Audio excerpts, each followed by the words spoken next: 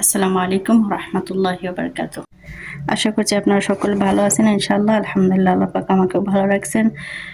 সম্মানিত ভিউয়ার্স, সর্বপ্রথম আমি সবার কাছে বিনীত অনুরোধ করব, সবার প্রথমেই কয়েকটা কথা শুনে আমাকে ভুল বুঝবেন না ইনশাআল্লাহ। আমি আশা করব মাত্র কয়েকটা কথা হইলো, মাত্র 1-2 মিনিটের কথা হইলো, পুরো কথাটা শুনে তারপরে ডিসিশন কিংবা আমাকে নিয়ে কোনো রকম ধারণা কমেন্টস করার যে মন মানসিকতাটা সেটা পরে আনবেন ইনশাআল্লাহ। আর এই যে মানুষ হিসেবে আমার ভুল হইতেই পারে, আমি ভুল কিছু বলতেই পারি, এটাই স্বাভাবিক, যেহেতু আমিও মানুষ। তো সেই ক্ষেত্রেও ক্ষমা প্রার্থী, ইনশাআল্লাহ আশাবাদী আপনারা সবাই ক্ষমার দৃষ্টিতে দেখবেন। এই যে আমরা সবসময় বলি যে আমরা কিন্তু চাইলেই সমাজ পরিবর্তন করতে পারি, কিংবা আমার যুবক কয়েকজন ভাই আছে, মাত্র কয়েকজন মিলে গেলেই কিন্তু এই সমাজ পরিবর্তন করা সম্ভব হইতে পারে। এটা আমরা কিন্তু সবাই আশাবাদী এবং আশা করি ইনশাআল্লাহ।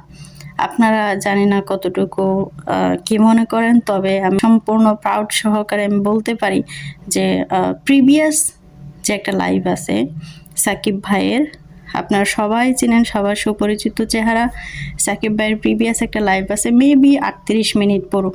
আশা করি ইনশাআল্লাহ লাইভের কথাগুলো সবাই শুনছেন, এবং না শোনা থাকলে অবশ্যই শুনবেন।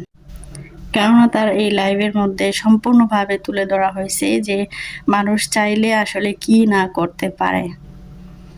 আমার ভাইয়ের মতো যদি আর কয়েকজন মানুষ এই সমাজের বুকে থাকে, আমি ইনশাআল্লাহ আশা করি পুরো সমাজ পুরোপুরিভাবেই বদলে যাবে। তার মতো মন মানসিকতা এবং তার মতো চাহিদা সম্পন্ন মানুষ হইলে ইনশাআল্লাহ। তাছাড়া আমরা এটাও খুব ভালো করেই জানি যে সমাজের বুকে মাত্র কয়েকজন ছাড়া, আমি কিন্তু সবাইকে বলতেছি না, কয়েকজন ছাড়া যা আছে চোর, বাটপার, মিথ্যাবাদী, একজনের ক্ষতি আরেকজন কিভাবে করতে পারবে সেটার পিছনে লেগে আছে। আপনি একটা কথা ভাবেন, এই সমাজটা যদি আজকে পাগলের সমাজে পরিণত হয়, তাহলে ক্ষতি কারা হবে? আপনি কি সমাজের বাহিরের একজন? এই দেশের বাহিরের একজন আপনি? বেশি কথা বলবো না ইনশাআল্লাহ। আমি আশা করি অল্পতেই বুঝদার মানুষ আপনারা, ইনশাআল্লাহ অবশ্যই সমাজ পরিবর্তনের দিকে এগিয়ে যান।